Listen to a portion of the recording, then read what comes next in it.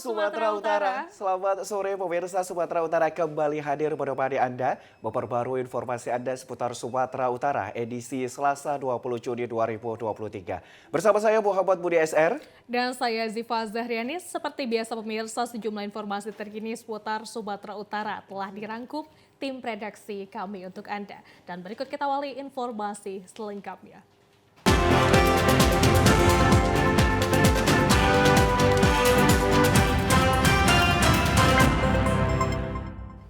Ya pemirsa, informasi hari ini diawali dari ratusan masyarakat Kecamatan Buara Batang Toru, Tapanuli Selatan mendatangi kantor cabang Bank Syariah Indonesia di Kota Padang Sidempuan karena tidak dapat mencairkan dana koperasi senilai 1,6 miliar rupiah. Kedatangan ratusan masyarakat Kecamatan Buara Batang Toru ke kantor cabang Bank Syariah Indonesia lantaran mereka tidak dapat mencairkan dana koperasi Tondi Bersama yang mencapai 1,6 miliar rupiah. Masa mengaku mereka tidak dapat melakukan pencairan tersebut setelah pergantian struktur kepengurusan koperasi Tondi Bersama di akhir April 2023 lalu. Sebelumnya, koperasi Tondi Bersama telah melakukan kerjasama dengan pihak PT Sabukti Karya Lestari yang bergerak di bidang perkebunan kelapa sawit terkait plasma pada perusahaan tersebut. Namun setelah kepengurusan tersebut berganti, masa bala tidak dapat melakukan pencairan dana koperasi senilai 1,6 miliar rupiah dengan total 562 anggota. Di tanggal 21 ini sudah dilakukan oleh Bank BSI kita. Kita begini, kepengurusan yang lama tidak ada terbesarnya ini kemarin, dan SK tidak sah. Ini berarti kita yang legal. Total dana kita di sini tersimpan 1,6 M. Berapa anggota? Berapa? 592. Saya bertanyakan sama Bank BSI, apalagi permasalahan kami secara administrasi kan sudah lengkap. Sementara itu pihak BSI mengaku akan menempuh jalur mediasi mengingat BSI mengalami kendala terkait pemberkasan kepengurusan yang baru. Sebenarnya kendala kita kalau dari perbankan kita nggak ada kendala, cuma kelengkapan berkas pengurus belum sudah lengkap. Terutama ada pergantian pengurus, dua pengurus lama sama pengurus baru. Kami sebenarnya di sini kan inginnya mediasi selesai secara dua belah pihak. Dari pihak bank nggak ada masalah sebenarnya. Kami hanya menunggu keputusan dari dua pihak aja, dua pengurus saja. Total nasabahnya ada berapa, Pak? Apa? Total nasabahnya ada berapa, Pak? Oh ini satu nasabah aja, koperasi bersama aja nasabah. Aksi yang mendapat pengawalan dari pihak polisi, Polres Padang Sidempuan dan Satpol PP Kota Padang Sidempuan siang tadi berlangsung dengan damai dan tertib. Kita ke informasi lainnya pemirsa, puluhan akun media sosial dilaporkan oleh relawan Wali Kota Medan Bobi Nasution sebab dugaan video berita bohong yang telah disebarkan. Akun medsos yang dilaporkan tersebut terkait video viral yang menarasikan Wali Kota Medan berbeda sikap dengan dua partai saat melakukan penertiban bendera berwarna kuning beberapa waktu yang lalu. Dalam video tersebut, Wali Kota Medan beserta sejumlah jajarannya tampak menertibkan bendera berwarna kuning yang berada di Taman Mini kawasan Jalan Sudirman, Kota Medan. Hal ini dilakukan sebab disinyalir kawasan tersebut masuk dalam kategori kawasan zona steril dan harus bebas dari reklame, bendera, dan sejenisnya. Sugondo, Ketua Relawan Bobi Nasution mengatakan bendera berwarna kuning tersebut ternyata merupakan bendera organisasi kepemudaan dan bukan merupakan bendera partai politik. Dirinya pun menyebut bahwa narasi yang telah diungkap oleh beberapa akun media sosial tersebut merupakan berita bohong. Ingin melaporkan ada beberapa akun Instagram yang telah menyebarkan video-video hoax. Video hoaxnya apa itu, Bang? Video hoaxnya ada perkataan di video itu Wali Kota Medan Bapak Bobi Nasution membilangkan bahwa di video hoax itu ada antar aplikasi bendera merah dan bendera kuning. Bendera merah itu bendera PDI dan bendera kuning itu bendera Golkar katanya. Yang kita bilang itu hoax, rupanya bendera kuning itu bukan bendera Golkar. Jadi bendera apa itu, Bang? Bendera organisasi pemuda AMPI. Ya, langkah kami kemari melaporkan. Sugondo berharap setelah adanya laporan ini, polisi dapat segera menindaklanjutinya agar masyarakat lebih berhati-hati dalam menarasikan sebuah pemberitaan agar tidak terjebak dalam berita hoax. Pemirsa, dihebohkan dengan beredarnya sejumlah foto di media sosial aktivitas puluhan remaja yang diduga geng motor melakukan latihan fisik di kawasan perkebunan tebu milik PTPN di Hamparan Perak, Deli Serdang. Menindaklanjuti keresahan masyarakat, Satreskrim Polres Pelabuhan Belawan langsung mengamankan 4 orang pemuda yang merupakan ketua geng motor hingga penggerak para remaja tersebut. Warga Kota Medan dan Kabupaten Deli Serdang beberapa hari terakhir dibuat resah dengan beredarnya foto di media sosial aktivitas puluhan remaja yang diduga kumpulan geng motor melakukan latihan fisik di areal perkebunan tebu milik PTPN 2 di Jalan Pasar Tiga Luar, Dusun 8, Desa Klumpang, Kecamatan Hamparan Perak, Kabupaten Deli Serdang. Menyikapi keresahan masyarakat tersebut, Satreskrim Polres Pelabuhan Belawan dibantu unit Reskrim Polsek Hamparan Perak langsung menggerebek cepat mengamankan 4 remaja yakni D alias Dimas, DA alias Dava, Hauzan, dan Aji yang masing-masing merupakan ketua geng motor, sekretaris bendahara, serta penggerak massa yang tergabung dalam kelompok geng motor bernama Insime. Kapolres Pelabuhan Belawan AKBP Joshua Tampobolon mengatakan saat ini pihaknya tengah memeriksa keempat geng motor tersebut untuk mengetahui motif latihan yang dilakukan puluhan remaja tersebut pada malam hari.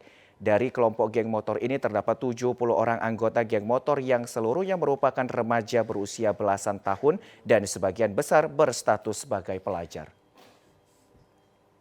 Jadi dari keterangan mereka ini mempunyai kelompok komunitas motor yang bernama Insimi.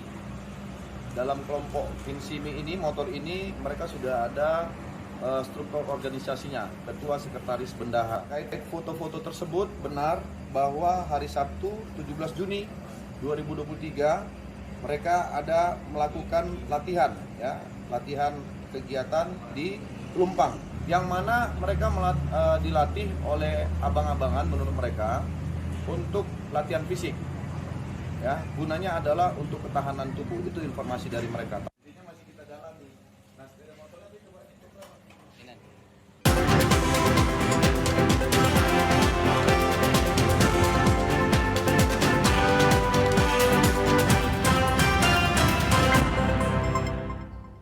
Terima kasih Anda masih bersama dengan kami. Pemirsa, jelang Hari Raya Idul Adha, Dinas Perkebunan dan Peternakan Provinsi Sumatera Utara mencatat sekitar 70.483 ekor hewan akan dikurban pada tahun 2023. Data Dinas Perkebunan dan Peternakan Provinsi Sumatera Utara tahun 2023 menyebutkan kebutuhan hewan kurban di Sumatera Utara mencapai 70.483 ekor dengan rincian sapi 44.364 ekor, kambing 15.236 ekor, dan domba 10.883 ekor. Data kebutuhan dihitung dari jumlah pemotongan hewan kurban tahun lalu ditambah estimasi penambahan 10%, sedangkan ketersediaan hewan kurban di Sumatera Utara mencapai 416.130 ekor, di mana sapi potong 60.293 ekor, kambing 36.474 ekor, dan domba 44.364 ekor. Dengan jumlah tersebut, Sumatera Utara surplus hewan kurban mencapai 77.291 ekor. Sapi surplus 20.929 ekor, kambing 21.238, dan domba surplus 35.124 ekor. Kepala Dinas Perkebunan dan Peternakan Provinsi Sumatera Utara, Lis Handayani Siregar, mengatakan guna mencegah dan mewaspadai adanya penyakit hewan penular seperti PMK, pihaknya telah membuat standar operasional prosedur persyaratan teknis lalu lintas hewan kurban antar provinsi dan antar kabupaten kota. Lis menyebut untuk hewan ternak yang melintasi perbatasan provinsi dan kabupaten kota harus memiliki surat keterangan kesehatan hewan yang memastikan kesehatan hewan dan status vaksinasinya. Kalau vaksinasi itu kan tugas rutin ya yang kita laksanakan untuk ya tentunya mencegah berkembangnya penyakit-penyakit dan untuk peredaran apa juga ya peredaran hewan-hewan tentunya sudah kita vaksin ya. Nah, tentunya untuk hewan kurban kita sudah mengeluarkan juga surat ke seluruh kabupaten kota untuk SOP bagaimana berkurban dan bagaimana persyaratannya di pos-pos untuk lintas hewan ternak kita. Sementara itu pemirsa, jelang Hari Raya Idul Adha 1444 Hijriah, penjual sekaligus peternak sapi kurban di Panyabungan mengaku mengalami penurunan penjualan sapi yang mencapai 30% dibandingkan tahun lalu. Merosotnya penjualan sapi kurban ini menurut penjual dipicu akibat adanya penularan penyakit pada hewan ternak beberapa bulan belakangan. Peternak sapi mengaku biasanya mereka bisa menjual sapi kurban per tahunnya mencapai 80 ekor lebih. Namun untuk tahun ini para peternak hanya mampu menjual sapi ternak mereka sebanyak 50 ekor saja. Hal tersebut diakui penjual sapi akibat kurangnya minat warga yang ingin berkurban akibat karena penyakit pada hewan beberapa bulan yang lalu, juga disertai ekonomi warga yang sulit untuk tahun ini. Pedagang sapi juga mengaku biasanya 1 bulan sebelum Lebaran Idul Adha pemesanan dari berbagai wilayah sudah datang memesan sapi, namun untuk tahun ini sangat menurun. Untuk harga sapi kurban di Panyabungan saat ini masih stabil seperti tahun lalu. Harga sapi dijual peternak mencapai 16 juta hingga 16.500.000 rupiah per ekornya. Untuk penjualan sapi kurban tahun ini meningkat apa gimana, Bang? Agak menurun sedikit. Agak menurun. Tahun lalu berapa biasanya, Bang? Kira-kira Biasanya kita jual sampai 80-90-an lah. ekor. Kalau untuk tahun ini, Bang? Cuman 50 ekor. Itu penyebabnya kenapa itu, Bang? Menurun penjualan, Bang? Kata orang entah apa katanya, dibilang nggak ada duit orang katanya, kata orang-orang itu kan, itulah.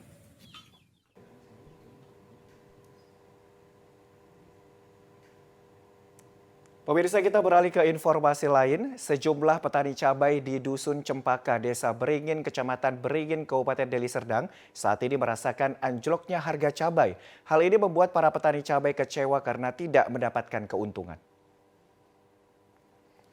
Harga cabai saat ini di tingkat petani anjlok di kisaran Rp16.000, bahkan kemarin sempat turun hingga Rp10.000 per kilogramnya.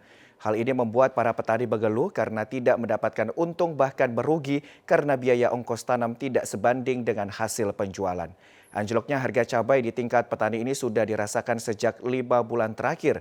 Ditambah lagi dengan sulitnya mendapatkan pupuk bersubsidi, membuat para petani mengeluarkan biaya tanam yang lebih besar lagi. Petani cabai Leli berharap harga cabai bisa dijual kisaran Rp25.000 hingga Rp30.000 per kilogramnya. Harga cabai sekarang ini masih di harga bawah ini Pak, terhitung kayak mana? Petani ini masih merasa rugi, belum ada istilah kata balikan modalnya Pak. Karena istilah kata dari modal yang dikeluarkan untuk panen kembali, modal itu nggak balik. Kalau diperkirakan harga ini sekitar 16.000, bisa mungkin turun lagi sampai 10.000. Jadi itu nggak stabil dengan harga modal kita Pak. Kalau diperkirakan harga yang stabil itu setidaknya harga 30 ataupun 25.000 itu bisa stabil. Istilahnya tidak pun berat untuk masyarakat, juga tidak merugikan bagi petani Pak. Sementara itu, Kepala Desa Beringin, Sudarsodo, mengatakan lahan pertanian di Desa Beringin seluas 260 hektar dan rata-rata penduduknya berprofesi sebagai petani. Kelompok tani di Desa Beringin ada 8 kelompok, sementara pupuk bersubsidi hanya diperuntukkan untuk petani padi, sementara untuk petani lainnya harus membeli pupuk non-subsidi. Jadi sekarang di kelompok tani yang ada di Desa Beringin ini sangat kesulitan untuk mendapatkan pupuk subsidi terkait dengan luas lahan dari petani. Jadi pupuk subsidi sekarang ini masih kurang dirasa para petani. Sampai saat ini pupuk subsidi itu dikhususkan bagi petani padi. Jadi untuk petani-petani yang lain belum ada subsidinya Pak. Untuk petani cabai saat ini belum ada subsidi dari pemerintah terkait dengan adanya pupuk subsidi, itu terkhusus untuk petani padi saja. Petani cabai berharap agar pemerintah dapat menstabilkan harga cabai dan pupuk bersubsidi mudah didapat. Ya pemirsa, untuk kenyamanan masyarakat dalam penggunaan angkutan umum dan angkutan barang, Dinas Perhubungan Kabupaten Simalungun membuka unit pelayanan teknis atau UPT berkala kendaraan bermotor yang jarak tempuhnya lebih mudah dijangkau.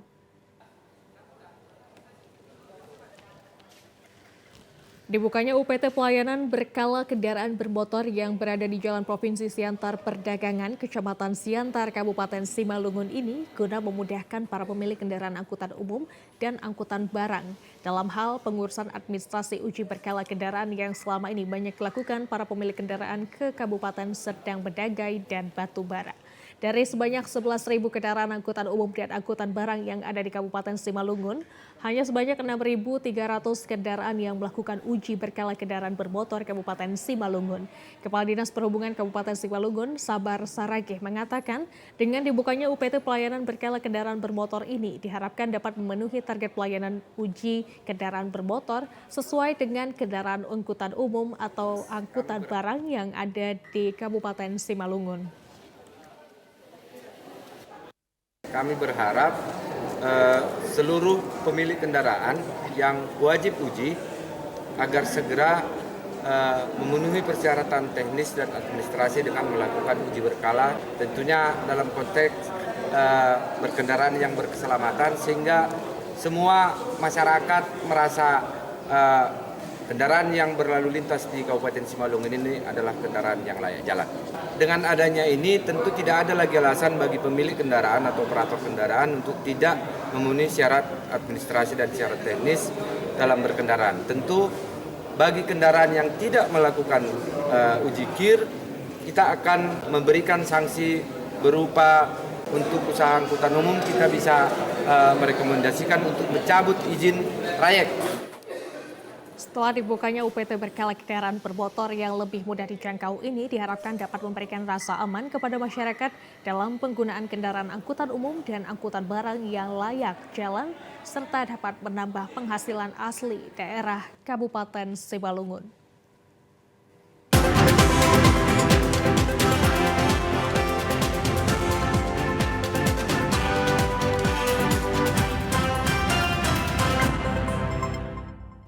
Terima kasih Anda masih bersama dengan kami dalam program Sumatera Utara hari ini. Pemirsa, jelang HUT ke-77 Bayangkara Polda Sumatera Utara memberikan bantuan sosial kepada masyarakat di Sumut. Polda Sumatera Utara memberikan bantuan sosial kepada masyarakat jelang HUT ke-77 Bayangkara dan bantuan diberikan kepada masyarakat dan anggota kepolisian serta TNI ini serentak di seluruh Indonesia. Untuk Polda Sumatera Utara, bakti sosial yang digelar berupa bakti kesehatan, bakti sosial, religi, bedah rumah, bantuan air bersih, serta bantuan paket sembako. Selain itu, menurut Kepala Bidang Humas Polda Sumatera Utara Kombes Pol Hadi Wahyudi, Polda Sumut juga melaksanakan pembersihan rumah ibadah sebanyak 236 unit. Pemberian kursi roda terhadap mitra personil Polri TNI sebanyak 56 unit, serta bantuan kaki palsu sebanyak 31 unit.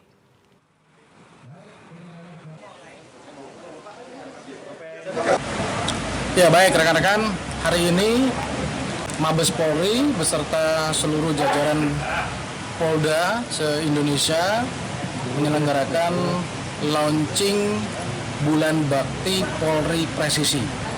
Nah, untuk Polda Sumatera Utara sendiri, bahwa kita menyiapkan atau melakukan pembersihan rumah ibadah di 103 rumah ibadah yang ada di seluruh Sumatera Utara. Kemudian 236 rumah ibadah ini juga termasuk dari alokasi yang disiapkan oleh seluruh jajaran Polres. Jadi sekali lagi kegiatan-kegiatan sosial, kegiatan-kegiatan kemanusiaan ini dilakukan dalam Bulan Bakti Polri Presisi dalam rangka Hari Ulang Tahun Bayangkara ke-77. Itu kawan-kawan. Hadi Wahyudi berharap melalui Bakti Polri Presisi ini masyarakat bisa membantu dan maksud kami terbantu dan merasakan manfaatnya. Ya pemirsa, sementara itu menyambut HUT ke-77 Bayangkara, jajaran Polsektor Gamba Labuhan Batu Selatan membagikan puluhan paket sembako bagi warga yang membutuhkan.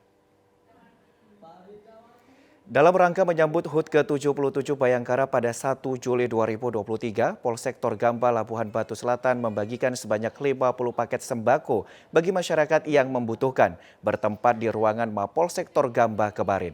Dalam kegiatan ini, Polsektor Gamba mengajak semua jajaran elemen masyarakat untuk bekerja sama menciptakan situasi Kamtipmas di wilayah Kecamatan Torgamba, Labuhan Batu Selatan. Kapolsektor Gamba, AKP Sunipan Guru Siga menjelaskan, kegiatan ini merupakan rangkaian kegiatan dalam menyambut HUT ke-77 Bayangkara dengan memberikan puluhan paket sembako bagi masyarakat.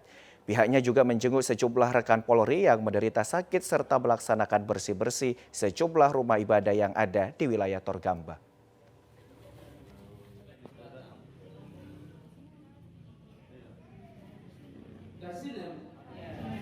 Dalam kaitannya hari ulang tahun Polri yang ke-77.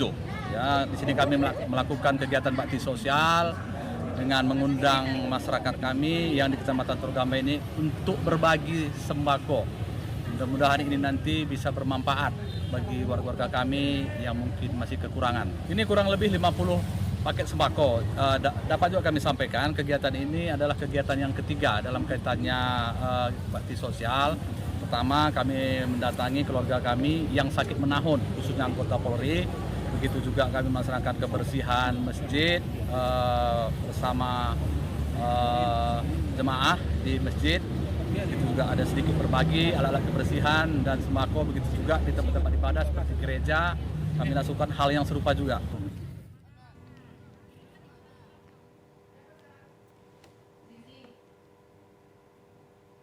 Ya pemirsa, permasalahan sampah selalu krusial baik di daerah perkotaan maupun di desa yang perlu dikelola dengan baik hingga tidak menimbulkan pencemaran lingkungan.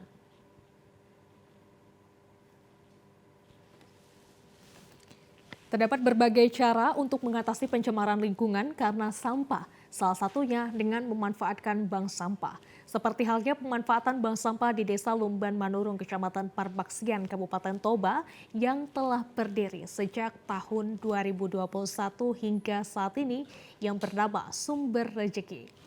Seorang pengumpul sampah, Anton Tabubolon, mengatakan bank sampah tidak hanya bersifat sebagai wadah untuk menampung sampah yang siap didaur ulang saja, tetapi dapat memperoleh keuntungan.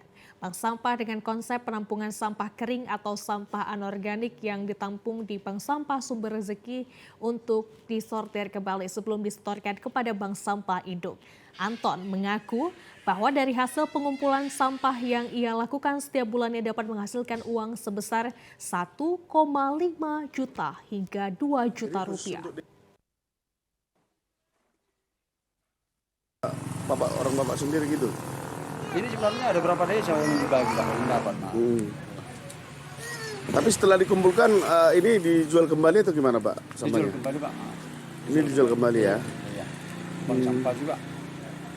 Itu namanya di sana bank sampah namanya kira-kira? Iya, bank sampah.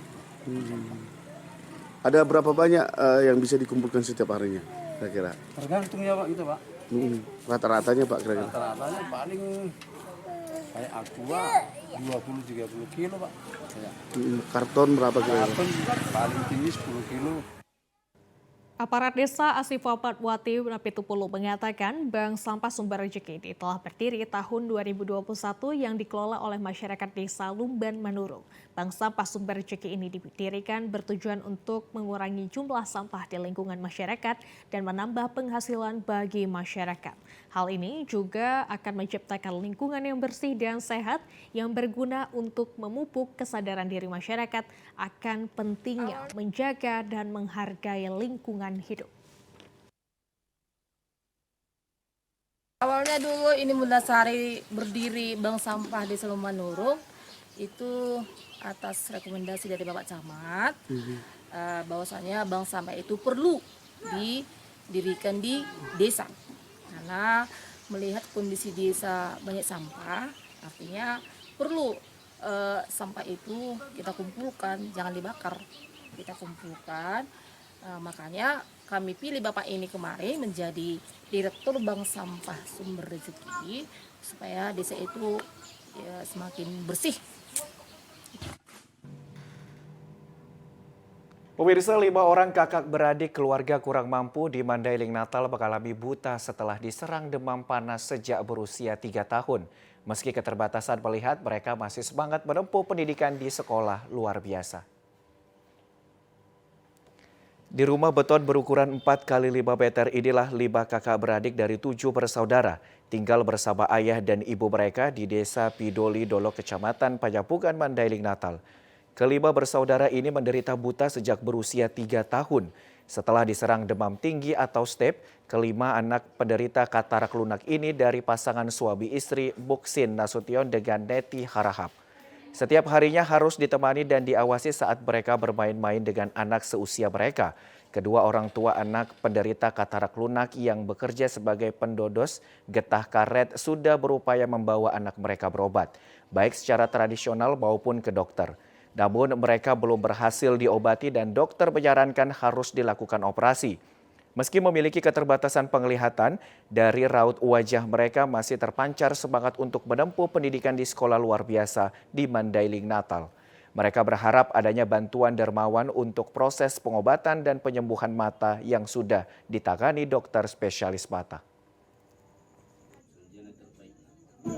Waktu kecil itu deh, umur 5 bulan kan. Sakit orang ini step ya. Terus Stepnya terus diobati lah kan. Obati dia mungkin gini lah peninggalannya penyakit itu mungkin kayak gini lah ya, terjadi kan. Setelah umur 4 tahun nampak putih di tengah matanya. oh, ada putih di tengah matanya. Yang ada gangguan ini anak 5 orang, nomor 5 orang. 2, 3, 4, 5, 6. Kelima anak menderita buta ini akan dibawa ke rumah sakit untuk dilakukan observasi dan harus mendapatkan perawatan intensif dari dokter karena katarak lunak tersebut memiliki faktor genetik yang sulit untuk diobati.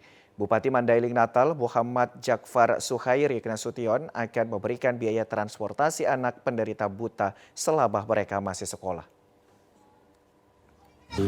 Pemerintah sudah melakukan upaya bagaimana menangani anak-anak kita yang ada gangguan penglihatan. Sudah pernah kita operasi katarak, namun karena ini faktor genetika tentu butuh penanganan khusus. Hari ini saya terima kasih pada rekan-rekan media. Saya tahunya sebenarnya dari media. Tentu ini kita mengajak bukan hanya pemerintah namun komponen seluruh masyarakat dimanapun berada agar lebih peka, peduli terhadap lingkungan masing-masing.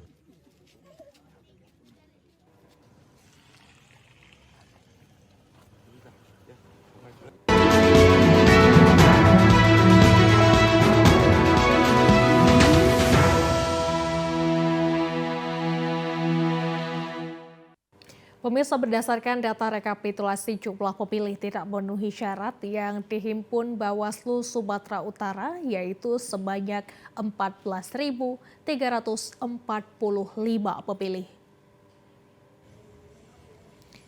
Jumlah pemilih tidak memenuhi syarat terbanyak diantaranya dikarenakan pindah domisili dengan jumlah 3.794 orang dan 63 jumlah pemilih anggota Polri. Analisis temuan hasil pengawasan SHP oleh Bawaslu Sumut juga pada data pemilih memenuhi syarat yang belum masuk dalam DPS sebanyak 31 pemilih terdapat di Kabupaten Dairi dan Nias Barat. Sementara potensi data pemilih ganda di DPS ditemukan 3.860 pemilih terjadi di Kabupaten Dairi, Kota Medan, dan Pematang Siantar. Selain itu, kabupaten kota yang tidak mencantumkan data pemilih disabilitas tercatat di Kabupaten Langkat dan Mandailing Natal. Terkait berita acara pledo rekapitulasi DPSHP terjadi di 6 kecamatan di Kota Medan. Dari temuan ini, Bawaslu Sumatera Utara akan melakukan langkah-langkah pengawasan partisipasi pemilih berkoordinasi dengan KPU dan stakeholder terkait. dari jumlah yang disampaikan oleh Mbak Widya itu terdapat 3.256 pemilih yang tidak dikenal tapi terdaftar dalam DPS. Kemudian ada yang sudah meninggal dunia itu sebanyak 4.290 tetapi terdaftar dalam DPS. Kemudian ada anggota TNI Polri yang masih aktif 96 dan anggota Polri 63. Lalu ada penduduk yang bukan berdomisili di wilayah tersebut terdaftar dalam DPS. Jumlahnya sebanyak 152 pemilih. Pertama adalah data yang disajikan oleh KPU dalam bentuk daftar pemilih sementara itu tidak mencerminkan pemilih by address. Oleh karenanya ini menjadi masukan kepada KPU agar ke depan menerbitkan form daftar pemilih sementara dan DPT itu by address sehingga tidak hanya KPU tetapi Bawaslu dan masyarakat luas bisa ikut berpartisipasi melakukan fungsi-fungsi pengawasan dan pengecekan. Harapannya adalah data pemilih ini harus semakin profesional, akurat, kemudian valid dan komprehensif, mencakup semuanya mereka yang sudah memiliki syarat untuk memilih terdaftar dalam DPT karena ini menjadi bagian daripada hak asasi manusia. Bawaslu Sumatera Utara bersama jajarannya di sejumlah daerah mengawal pelaksanaan tahapan pemilu 2024 berlangsung aman dan sukses agar terwujudnya bangsa yang maju.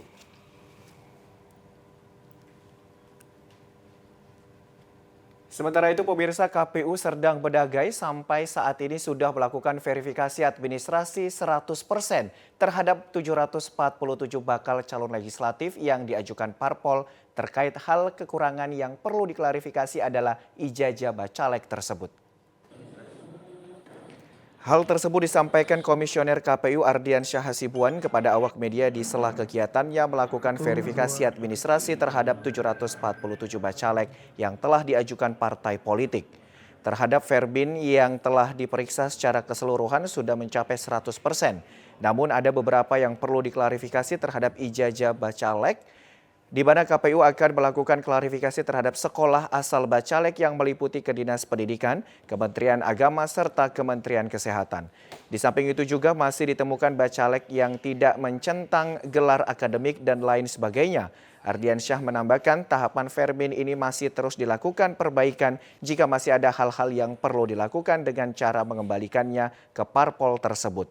Sementara untuk surat pengunduran diri bacalek yang mempunyai pekerjaan bersumber dari APBN dan APBD yang harus mengundurkan diri sampai batas yang telah ditentukan harus melampirkannya. Perkembangan hasil verifikasi administrasi terhadap syarat bakal calon anggota DPRD Kabupaten Serdang Bedagai. Dari 747 yang mendaftar bacalek itu sudah semua kita verifikasi. Ada beberapa memang terdapat catatan terutama ijazah SMA yang harus kita klarifikasi kepada instansi yang berwenang ya. Pihak berwenang yang dimaksud adalah Dinas Pendidikan tingkat provinsi, kantor Kementerian Agama, dan juga ada satu ijazah dari Kementerian Kesehatan. Sudah 100% ya kita melakukan Verbin. Dari 100% itu terdapat beberapa yang memenuhi syarat, tapi memang lebih banyak yang belum memenuhi syarat, dan belum memenuhi syarat ini nanti akan kita kembalikan ke masing-masing partai politik dan bakal calon akan memperbaikinya. Kita ke Kota Tebing Tinggi, pemirsa. KPU Kota Tebing Tinggi telah menetapkan daftar pemilih sementara hasil perbaikan atau DPSHP sebanyak 128.554 orang berdasarkan hasil pleno di tingkat kecamatan, dan pada tanggal 21 Juni 2023 KPU Kota Tebing Tinggi akan melakukan pleno daftar pemilih tetap.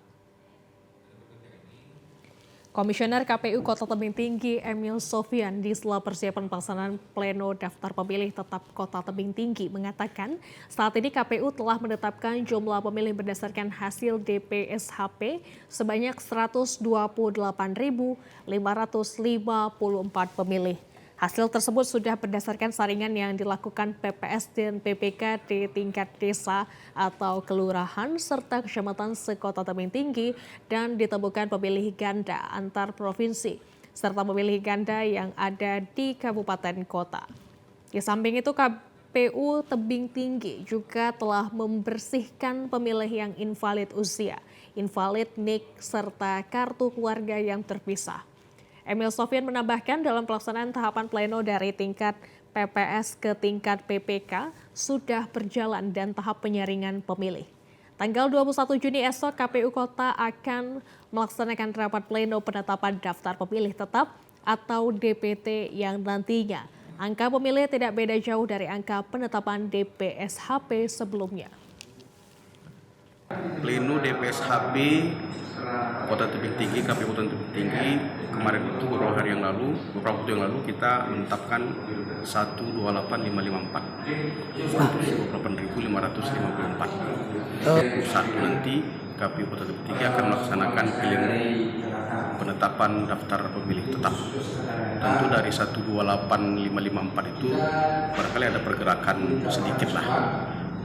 Tidak terlalu bergeser banyak karena kita sudah membersihkan data-data ganda, baik itu ganda antar provinsi maupun ganda antar kabupaten kota di dalam provinsi. Sebelumnya itu juga kita sudah melakukan pendeteksian terhadap invalid usia, kemudian invalid NIK dan NKK terpisah, itu sudah kita rapikan semua. Mudah-mudahan penetapan DPT nanti semuanya bersih dan akan menghasilkan satu ketetapan keputusan. Dari bekerja ini adanya. Dari Kota Tebing Tinggi kita beralih ke Kota Gunung Sitoli. Pemirsa, Komisi Pemilihan Umum Kota Gunung Sitoli tengah melakukan persiapan penetapan daftar pemilih tetap, mulai dari pemutakhiran data hingga penetapan daftar pemilih sementara dan daftar pemilih sementara hasil perbaikan. Pada daftar pemilih sementara, jumlah pemilih tercatat sebanyak 93.759 orang, kemudian berdasarkan daftar pemilih sementara hasil perbaikan mengalami perubahan menjadi 93.293 pemilih sebagaimana disahkan dalam rapat pleno KPU Kota Gunung Sitoli 11 Mei 2022 lalu. Angka daftar pemilih yang cenderung menurun terjadi karena terdapat puluhan hingga ratusan data ganda pemilih seperti terdaftar pada daerah lain bahkan di luar negeri. Selain itu banyak pemilih yang telah meninggal dunia. Data perbaikan tersebut dipastikan akan menghasilkan daftar pemilih tetap yang valid sebagaimana akan disahkan dalam rapat pleno Komisi Pemilihan Umum Kota Gunung Sitoli hari ini. Kalau ada perubahan itu tidak signifikan karena itu hanya yang berpotensi ganda aja, barangkali itu tidak mencapai ratusan, itu barangkali puluhan yang berubah. Tapi terakhir dengan jumlah DPT kita 93.000 lebih DPT kita, sehingga DPS akhir kita sekitar 93.000 lebih. Dan kalaupun ada perubahan dari DPS akhir itu tidak signifikan. Barangkali yang data yang diturunkan yang berpotensi ganda, baik itu ganda antar TPS, antar kecamatan, antar kabupaten, antar provinsi, bahkan antar luar negeri. Terakhir kita temukan ada satu orang tadi bahwa ada yang ganda dengan luar negeri, yaitu di Singapura. Sebelumnya pihak Komisi Pemilihan Umum telah mengundang partisipasi masyarakat serta partai politik untuk mendorong konstituennya dapat melihat data mereka terdaftar pada daftar pemilih sementara hasil perbaikan. Sementara KPU juga memastikan seluruh warga yang memiliki hak untuk memilih pada pemilu 14 Februari 2024 harus proaktif menyiapkan segala data pendukung seperti kepemilikan dokumen kependudukan yang sah. Pemirsa, berikut akan kita saksikan informasi perakiraan cuaca di sejumlah daerah di Sumatera Utara dari Badan Meteorologi, Klimatologi, dan Geofisika Wilayah 1 Medan yang berlaku pada Selasa 21 Juni 2023. Halo Sobat BMKG. Berjumpa kembali bersama saya Marta Manurung, perakirawan cuaca Balai Besar MKG Wilayah 1 Medan yang akan menyampaikan informasi perakiraan cuaca dan hotspot Provinsi Sumatera Utara untuk hari Rabu 21 Juni 2023. Pada pagi hari, cuaca Sumatera Utara diperkirakan cerah berawan. Pada siang hingga sore hari, berpotensi hujan ringan hingga sedang di sebagian wilayah Sumatera Utara. di mana potensi hujan sedang terjadi di Asahan, Tapanuli Utara, Labura, Labuan Batu, Labusel, Toba, Palas, Paluta, Tapanuli Tengah, dan Kepulauan Nias. Untuk malam hari, berpotensi hujan ringan hingga sedang di wilayah Sumatera Utara, di mana potensi hujan sedang terjadi di Binjai, Deli Serdang, Medan, Simalungun, Pematang Siantar, Batubara, Asahan, Tapanuli Utara, Labura, Labuan Batu, dan Karo. Dan untuk dini hari, berpotensi hujan ringan hingga sedang di wilayah Sumatera Utara, di mana potensi hujan sedang terjadi di Asahan, Tapanuli Utara, Labura, Labuan Batu, Labusel, Toba, Palas, Paluta, Madinah, Padang Sidempuan, dan Tapsel.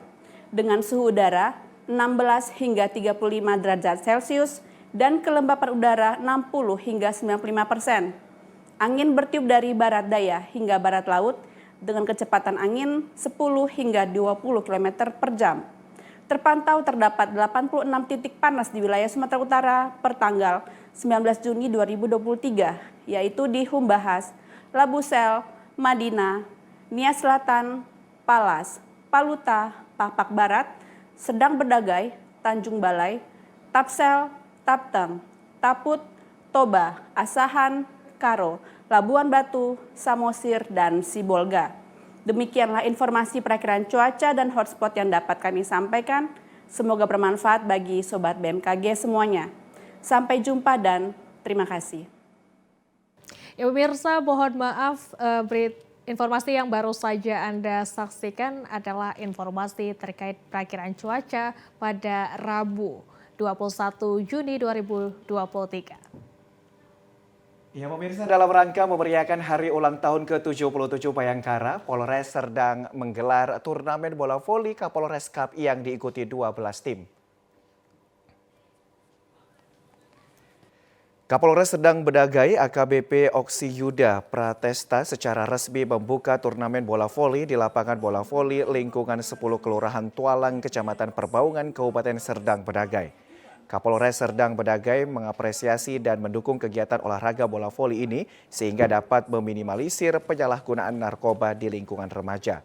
Dikatakan saat ini zaman era digital, pengaruh negatif narkoba banyak menyerang generasi penerus. Oleh karenanya peran serta orang tua dan masyarakat sangat dibutuhkan.